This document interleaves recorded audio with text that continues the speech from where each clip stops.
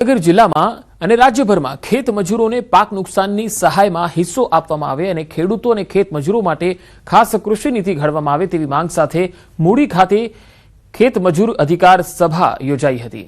સભા બાદ મૂડી હાઈવેથી મામલતદાર કચેરી સુધી રેલી પણ યોજાઈ। કોંગ્રેસ દ્વારા આવેદનપત્ર અપાયું। રાજ્યભરમાં અંદાજે 1 લાખ જેટલા ખેત મજૂરો છે, જેમાં આદિવાસી, ઓબીસી અને પરપ્રાંતીય મજૂરોનો સમાવેશ થાય છે। કમોસમી વરસાદ અને અતિવૃષ્ટિના કારણે છેલ્લા કેટલાક વર્ષોથી પાકને નુકસાનની સહાય માત્ર ખેડૂતોને મળતા ખેત મજૂરો પણ આર્થિક સંકટમાં મુકાયા છે। ખેત મજૂરોને પણ પાક નુકસાનની સહાયમાં 30% હિસ્સો આપવામાં આવે અને તેમની સમસ્યાઓના કાયમી નિરાકરણ માટે વિશેષ કૃષિ નીતિ બનાવવામાં આવે તેવી માંગ સાથે રાજ્યવ્યાપી જાગૃતિ અને સંગઠન અભિયાન શરૂ કરવાની જાહેરાત કરાઈ હતી।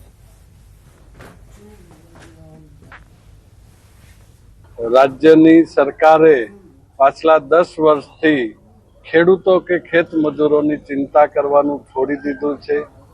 એક પણ જોગવાઈ નીતિ વિષયક એવી નથી કે અતિવૃષ્ટિ કે દુષ્કાળના સમયમાં ખેડૂતોની ચિંતા કરતી હોય। માત્ર ને માત્ર નાના મોટા પેકેજ જાહેર કરી અને એ લોકોને ખુશ કરવા માટેના પ્રયત્નો થાય છે।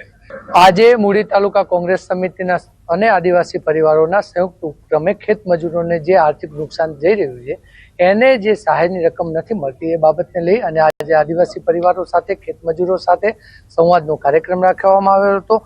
ખેત મજૂરોની અને આદિવાસી પરિવારોની મુખ્ય માંગણી એ છે કે જે અતિવૃષ્ટિના કારણે જે સરકાર કૃષિ સહાય પેકેજ જાહેર કરે છે એમાં ખેડૂતોને જે સહાય રકમ મળે છે એ તો બરોબર છે, ખેડૂતોને એના હક અને અધિકારની રકમ મળવી જોઈએ, પરંતુ સરકારે આદિવાસી પરિવારો અને ખેત મજૂરો માટે પણ અલગ બજેટની જોગવાઈ કરવી જોઈએ